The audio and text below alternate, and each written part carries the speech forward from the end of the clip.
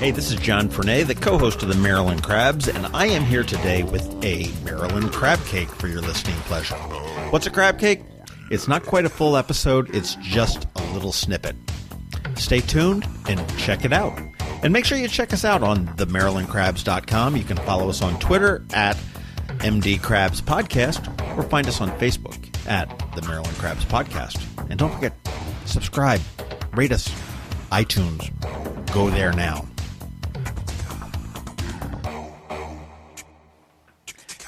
Hey, it's rare when you get the chance to talk to somebody who's been named the Armed Forces Entertainer of the Year, written songs for OAR, penned a Grammy-nominated song, played more than 1,500 shows in 10 years, released 10 albums, and on the side did a TED Talk, had an Amazon film made about him, and was asked to speak to the students at Columbine High School about social justice.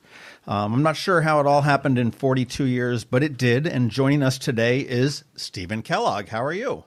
Hey, I'm doing well. That was a nice speed resume there. I like it. You know, it was only half a resume, man. I sit there and I look at this and I'm just going like, wow. But thank you so much for calling today. And before we get into this, the first thing I need to say is happy birthday. It is your 42nd birthday today, I believe, right? It sure is. Thank you for thanks for the birthday wishes. Absolutely. Well, we're not gonna release this probably for a day or two, but it will have been your birthday, and I wanted to wish you a happy birthday, and hopefully you're having fun with your family and letting them jump all over you and take you out and spoil you and all that kind of stuff. Oh God, I wish. I am with my faithful tour manager, and we are making our way to the airport. But hey, a guy can dream. Yeah. No, I hear you there. Well, first things first, you just released, and this was just a week ago, your latest album, which is Objects in the Mirror. And you're going to be performing it here in Annapolis on my birthday, December 28th, at the Ram's Head on Stage. And people that are listening, get your tickets now because they are really starting to go fast. While you can, I think it will sell out, and you can get them at ramsheadonstage.com. It's December 28th, just before New Year's. But I'm not really sure where to start with. You, in my eyes, you're kind of like this honest to goodness Superman here. Thank you, John. I mean, I don't mean to call my wife and let her remind her of that too. Yeah, no, I again, I don't think that's she probably doesn't need too much convincing there. But the Michigan Daily said one time that you appear to have been born on stage, taking the spotlight and using it to his advantage, and never letting go of the connection with the audience.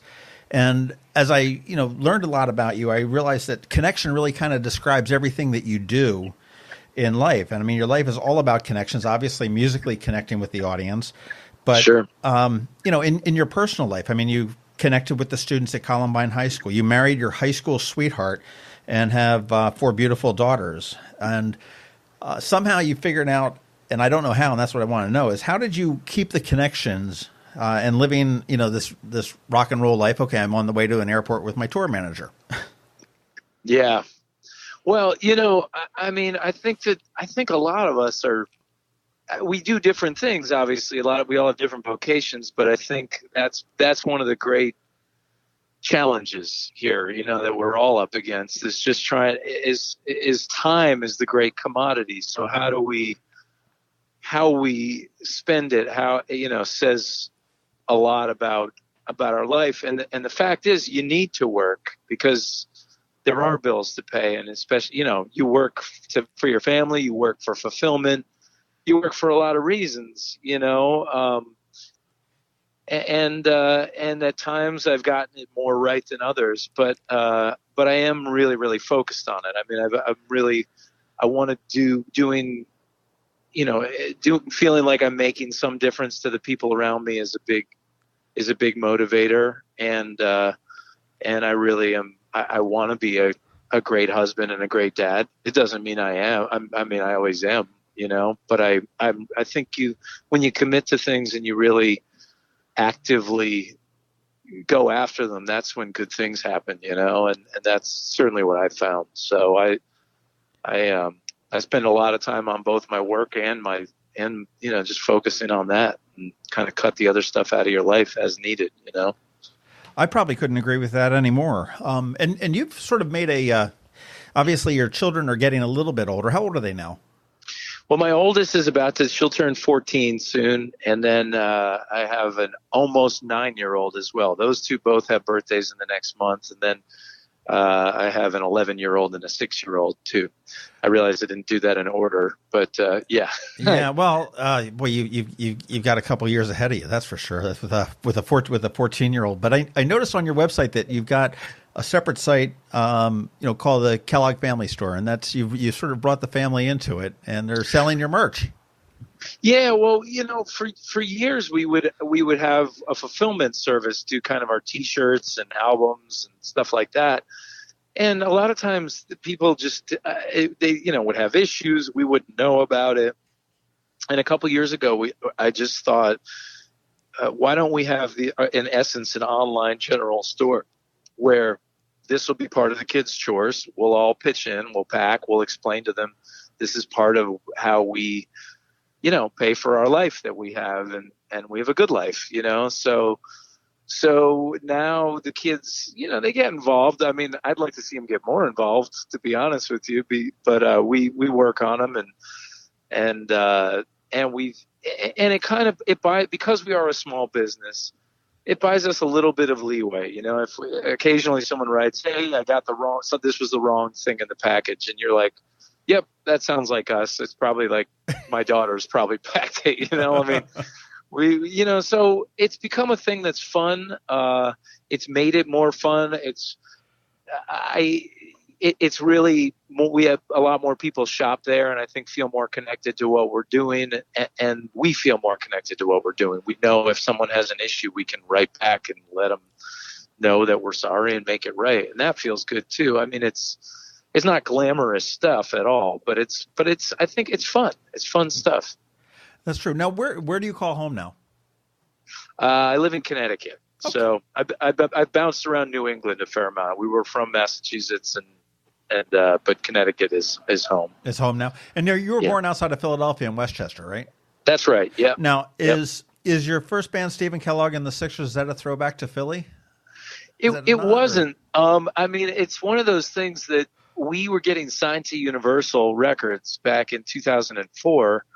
And I really wanted a band name at that point. I was getting signed, and I had been playing with a couple of guys it was clear I was going to be with for some time, and was for 10 years. And we needed a band name, and our drummer had a T-shirt on from a summer camp that said Sixers. And I mean, we threw it out there. The label said, "Yeah, that's good." And it's like one of those things you're barely thinking about, and then suddenly, you live with it for for a decade and beyond.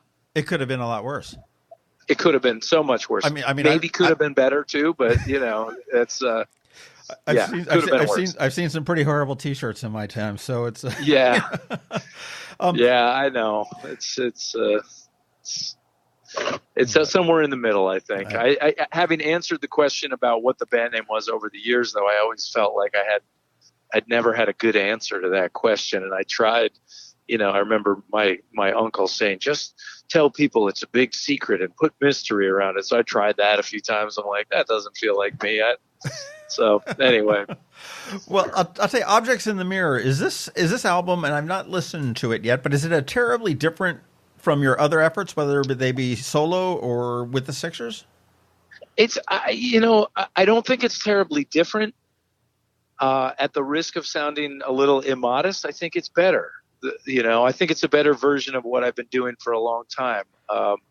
For whatever reason, we just had a real chemistry in the studio, and we cut it live. We didn't.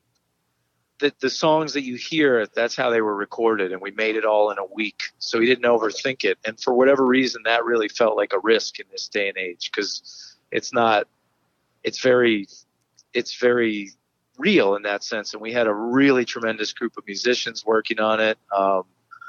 So it's not different, but it's a little, I think it's a little stronger sonically. A lot of times I feel like we haven't been able to capture the versions of songs that I was proud of, and not to slag my own records, but I mean, that's just kind of been the reality, is sometimes the song is stronger than the recording. And in this case, I really am pleased with what we were able to do. And, I maybe we got lucky a little bit and just, everything worked out for us for a few days. But, yeah, so I'm excited for people to hear it. Well, I think within life in general, I mean, luck plays a big part in any number of things there. But and I'm assuming that we can expect a whole bunch of this album in your show on the 28th at the Ram's Head. We're going to have some of your old stuff.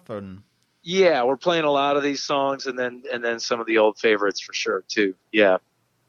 That's great. Well, I'll tell you, it's funny. It seems like it's a far cry from that. I know you mentioned it in your TED Talk, that Vermont paper, The 7 Days, the Vermont's independent voice who said, his music is likewise little more than an airbrushed fabrication, a victim of its own gritless contrivances and overproduced underproduction. I'll never get that one out of my head. That was such a brutal one. It's a great line, but it certainly doesn't seem to really fit you. I think the Michigan paper got it. Michigan Daily got it a little bit better in the end. Yeah, well, I hope so. I really hope so. I mean, they're all just opinions, but boy, every so often someone just goes hard at because they don't dig it. And I don't know. I just I don't really read bad reviews, even of artists I don't like. I'm just, when you see someone just so anti anything else, it always makes me suspicious. But that's true. It's funny that I remember reading somewhere that your sister was a fan of like the hair bands. That's right. I guess in the 80s, and your father was more of like, I'm going to say, the 70s rock.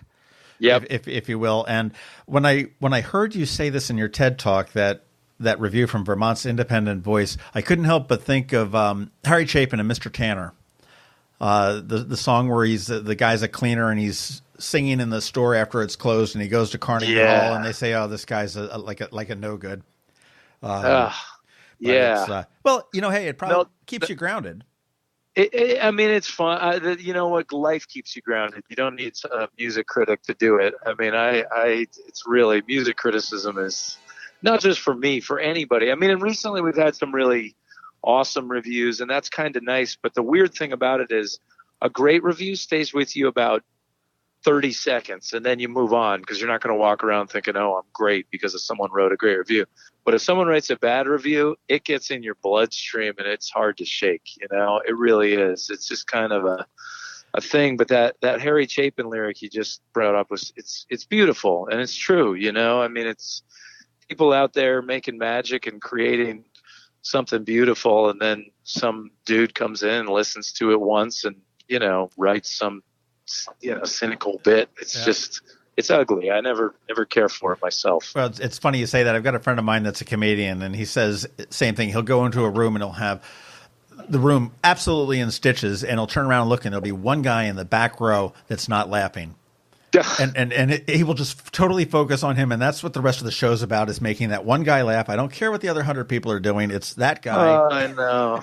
Man, what is wrong with our psychology? It's true, though. I mean, it's so much easier to see the bad sometimes, but it really is. Well, hey, you're touring with Taylor Carson, and he's opening for you. He's opened for you a couple times already on this tour. What do we know about him?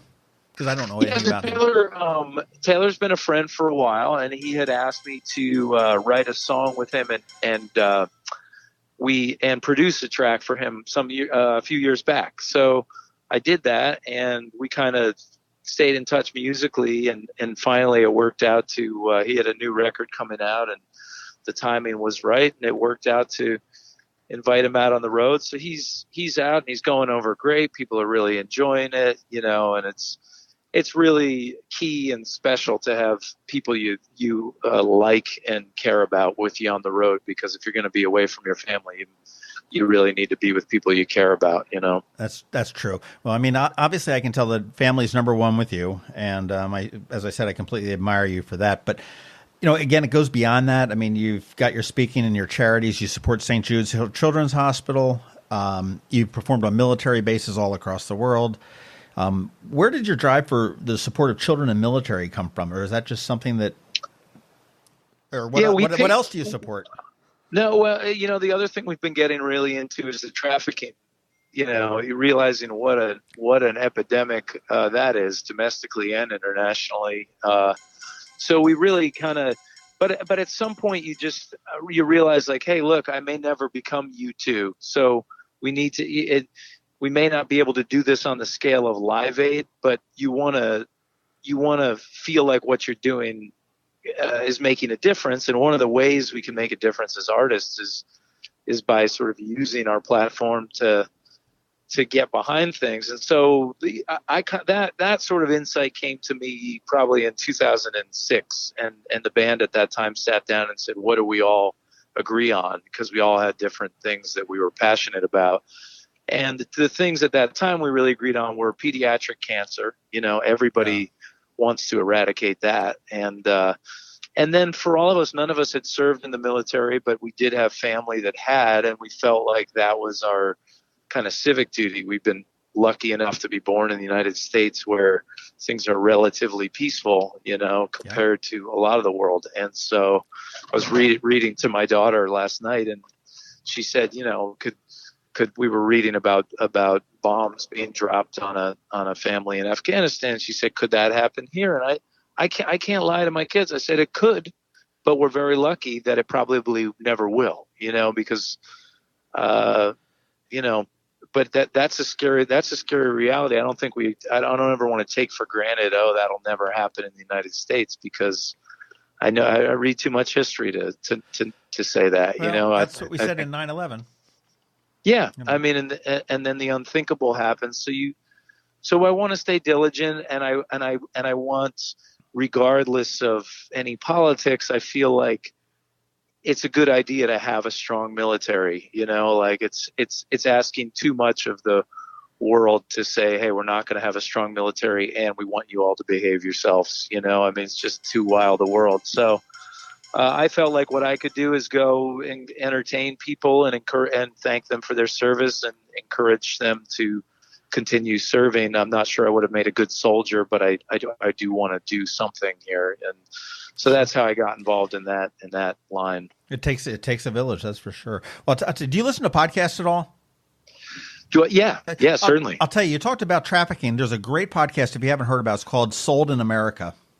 And there's a journalist named Nora Tagore out of D.C. that did this whole thing, went into Vegas. She went just really into the underground. It was just absolutely heart-wrenching, shocking, and eye-opening. Yes. It's called Souls in America? Sold, like... Sold in America. Yeah, okay. Like all right, the end of an auction. And it's like an 8-part thing. And actually, they do something kind of cool. They say, hey, if you would like to see the drawings that the children did in this safe house, text safe house to a certain number, and they send you the copy of the picture. It's kind of a neat way to interact with your audience on that. But good. Yeah, no, I mean, this is a new one. This year is the first year we started being more involved, but I can't believe it spread as I like the words eye-opening. And when you start realizing the at-risk here in the United States and the issue and the industries driving it, it's another one of those things like pediatric cancer that it's like, it just feels like something everybody should be able to get behind, regardless of where you are on other issues. This is bad stuff, and anything we can do to stop it is good. Time well spent. Yeah, absolutely. Well, you played Ram's Head before. You were here last December. And do you ever get time to explore the town? Do you have any favorite haunts when you get here, or is it all? Gosh, I love it. Sound check No, well, usually my daughters. So we walk down to the water there, and I like seeing some of the folks from the academy around, because my daughters make fun of me, but they're like, "You're always walking up to everybody. Thank you for your service." And I'm like, "But I now I've noticed, I've seen them do it." And part of it is these trips to Annapolis where we run into a bunch of, you see some service men and women walking around. So we do that. I'm trying to, and very much hoping that we might get to shoot down to DC earlier in the day and do like a White House tour or a Capitol tour. We're working on that because they've never seen that. And I've only seen it a couple times and would love to go back. I like my history and my America stuff. So it is impressive. Well, to see Stephen Kellogg here in Annapolis, you want to head on over to ramsheadonstage.com And you're going to be coming solo along with Taylor Carson on December 28th, and tickets are moving fast. But beyond that, your next chance is going to be with the Stephen Kellogg Band on April 18th at the Barn at Wolf Trap in Vienna, Virginia. So there's another opportunity coming up a little bit further on the horizon to catch Stephen. But I suggest Annapolis because it's close, it's convenient, and it's a great room to play in, a nice small room. And I want to thank you, Stephen, for your time today. And again, very happy birthday to you, a big 4-2. Yeah, and if I don't get a chance to talk to you on December 28th for your birthday, John, a happy birthday to you too. I appreciate the chat. And it's fun, man. Thank you for the thoughtful. Yes, my first birthday wish. But hey, before we hang up, on Objects in the Mirror, I'm not going to ask you what your favorite song is because I know every musician cringes when they're like, who's my favorite kid? But what would be a good song to play as we go out of this that's going to entice the people? Why don't you play High Highs, Low Lows? Okay, we'll do that. And Stephen, thank you very, very much. And we will see you on the 28th at Ram's Head. All right, my friend. You take good care. Thank you for talking. Take care. Bye-bye. The one making a decision always ends up second guess. That person less decisive who believes that they know best. I wouldn't change a thing. I would make the call again. Shame on you, you could have been a friend. Now it's hard to hear the misery that was with me all the time, like it was in the beginning, but the past is hard to find. Do you think we'll ever feel the way we felt when we began? Do you think we'll ever feel that way again? Highs and low lows, only one way that the river flows. Was it comedy or tragedy? Both I would suppose. Highs and low lows. Well, that time in Arizona when we laughed until we cried. All the sleepers in the van, they one by one turned on the lights. And I never hear the Beach Boys without thinking about that song. What a miracle to feel like you belong. Those were highs and low lows. Only one way that the river flows.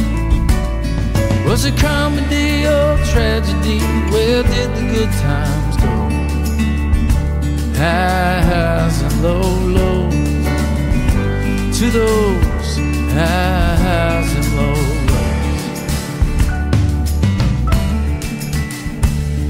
Now when I received your letter, I hung my head and cried. I looked right into the mirror, and the mirror doesn't lie.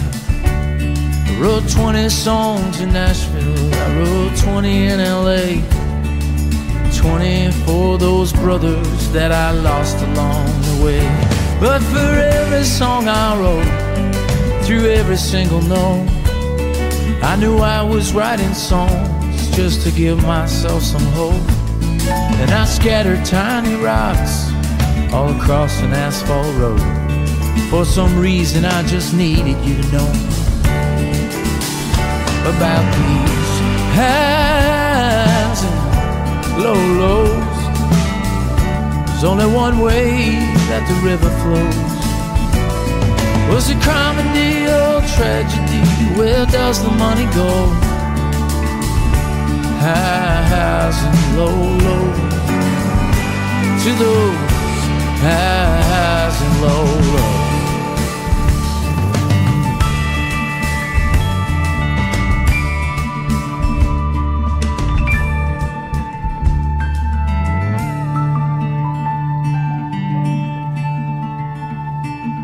What she said about me, if I believed that it were true, I'd throw myself upon the mercy of the ocean blue.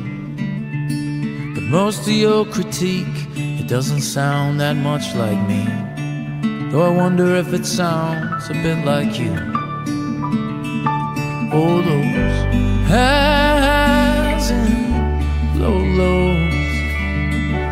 Only one way let the river flow.